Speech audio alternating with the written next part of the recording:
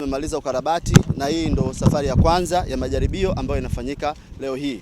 Kitu ambacho tumefanya katika meli hii ni kubadilisha mitambo yote. Kwanza mitambo yote ya uendeshaji kuanzia engine pamoja na generators, navigation equipment zote tumebadilisha, tumeweka kipya, lakini pia sehemu za accommodation, yani sehemu ambazo wanakaa watu kuanzia vyumba pamoja na sehemu za kukaa, viti, vitanda, vyote tumeweka vipya.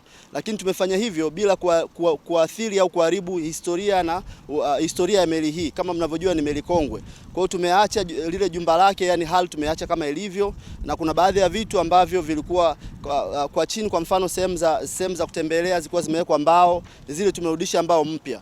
Kwa hiyo ni meli ambayo kwa umbo lake limebaki vile vile na historia yake imebaki vile vile, lakini tumefanya maboresho ya kuweka kila kitu kipya kuanzia engine pamoja na vifaa vyote vya ndani. Na kama mnavyoona imekuwa na mafanikio, na leo kama mnavyoona ndo safari ya kwanza na imeenda vizuri sana. Furahisha na inatupa faraja hasa sisi wakazi wa Kigoma, kwa sababu kukosekana kwa huduma ya meli kwa ni pengo kubwa sana, hasa ukizingatia mazao yanayotoka kusini kuja maeneo yetu ya Kigoma, ilikuwa ni tatizo sana.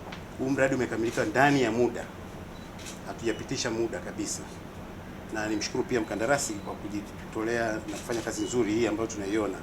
Mheshimiwa, hii meli imekuwa as good as brand new. Umeona kule machinery zote mpya, navigation equipment zote mpya, furniture za ndani zote mpya, generators, everything. Wataalamu wanakuambia tena na miaka mingine 50 ya maisha. Tunaenda kufanyiwa utaalamu kutokana au kufanywa majaribio kutokana na utaalamu wa kimataifa.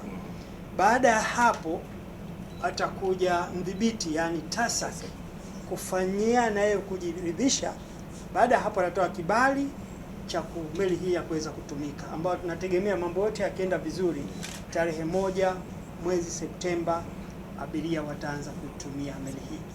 Lakini tutakwenda hatua kwa hatua kuhakikisha kwamba kila kitu tunathibitisha kama kinaendana na viwango vya kimataifa vilivyopangwa kwa ajili ya uendeshaji wa meli kwenye ziwa ama kwenye bahari.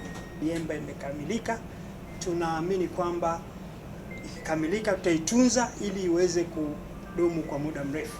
Mimi nimefarajika sana, nimetembea kuanzia chini engine room, nimeenda kwenye vyumba, nimeenda mpaka kwenye kule chumba cha kuendeshea. Kila kitu iko vizuri na kila kitu kiko viwili, kwa vile hakuna tatizo ambalo linaweza kutokea la kiuendeshaji ama jingine lolote, lakini muhimu na sisi tuendelee kuiangalia ili iweze kudumu kwa muda mrefu.